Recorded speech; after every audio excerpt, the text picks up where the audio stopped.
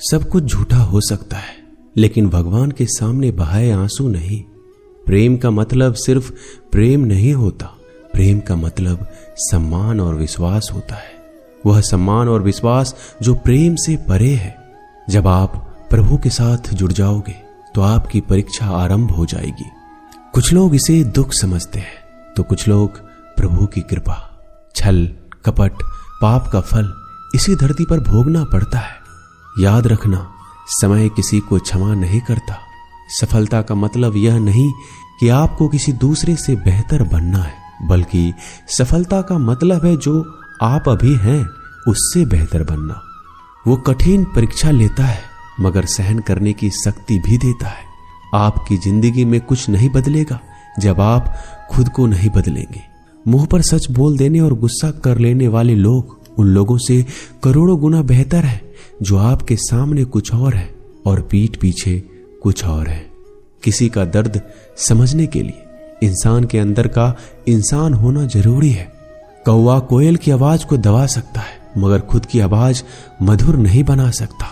उसी तरह निंदा करने वाला व्यक्ति एक सज्जन को बदनाम कर सकता है मगर वह खुद सज्जन नहीं बन सकता।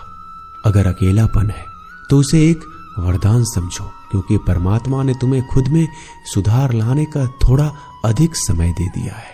अकेले रहने का आनंद सीख लो, क्योंकि कोई भी हमेशा के लिए आपके साथ नहीं रहेगा। वक्त की एक आदत बहुत अच्छी है, जैसा भी हो गुजर जाता है।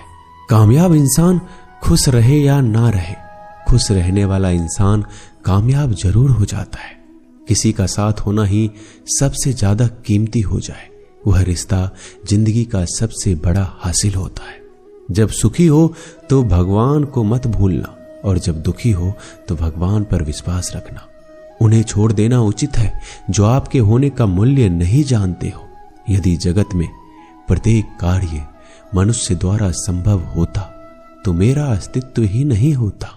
जहां से तुम्हारे रत्नों का अंत होता है वहीं से मेरा अर्थात ईश्वर का कार्य प्रारंभ होता है। बच्चा क्या खाएगा, क्या पिएगा, क्या पहनेगा, इसका ध्यान बच्चा नहीं उसकी मां रखती है। हमें क्या देना है, क्या नहीं देना है, स्वयं भगवान देखते हैं। झूठ और दिखावे की रफ्तार कितनी भी तेज हो, पर मंजिल तक केवल सच ही पहुंचता है। लोग रंग बदलते हैं, मुरली वाला वक्त बदल देता है। मन एक सुंदर सेवक और खतरनाक स्वामी है। मनुष्य को जीवन की चुनौतियों से भागना नहीं चाहिए, ना ही भाग्य और ईश्वर की इच्छा जैसे बहानों का प्रयोग करना चाहिए। शांत बने रहो जब तक तुम्हारा सही वक्त नहीं आ जाता। इंसान का सबसे अच्छा मित्र स्वयं की आत्मा और मन होता है, जो अच्छी बातों पर शाबाशी देता है और बुरी बातों पर झकझोरता है। खाली हाथ आए हैं, खाली हाथ ही जाओगे। आज जो तुम्हारा है कल किसी और का होगा, इसलिए तू जो कुछ भी करता है उसे भगवान को अर्पण करता चल।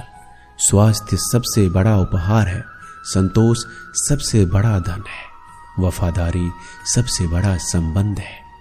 छल करोगे तो छल मिलेगा, आज नहीं तो कल मिलेगा। जियोगे जिंदगी सच्चाई से तो सुकून हर पल मिलेगा।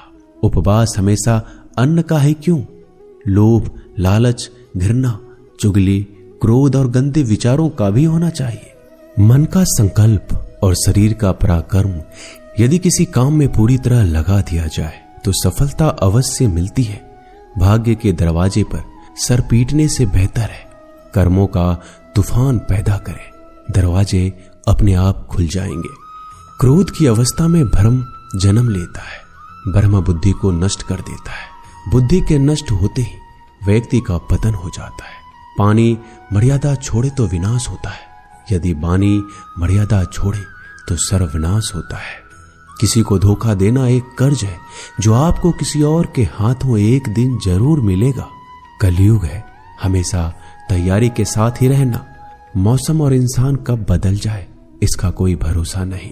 भगवान कहते हैं, तुम मेरी ओर देखोगे, मैं भी तुम्हारी ओर देखूंगा। तुम जिस भाव से मुझे याद करोगे उसी भाव से मैं तुम्हारे पास आऊंगा। बदला लेने के लिए मत सोचो, आराम से बैठो। जिन लोगों ने आपके साथ बुरा किया है अंत में उनके साथ भी बुरा ही होगा। इस दुनिया में जुनून जैसा कोई आंख नहीं है, मूर्खता जैसा कोई जाल नहीं है, नफरत जैसा कोई दरिंदा नहीं है और लालच जैसी कोई धार नहीं है। प्रसन्नता का कोई मार्ग नहीं है, बल्कि प्रसन्नता ही एक मार्ग है। अगर आप सही दिशा में हैं तो चिंता मत कीजिए, बल्कि उस दिशा में चलते रहिए। ऐसा करने से अवश्य ही आप अपने लक्ष्य को प्राप्त कर लेंगे। इस पूरी दुनिया में सबसे ज्यादा कीमती है समय, इसलिए बर्बाद ना करें, नहीं तो अंत में आपको पछतावे के अलावा कुछ नहीं मिलेगा। जिंदगी में अपनी तुलना किसी से मत करो।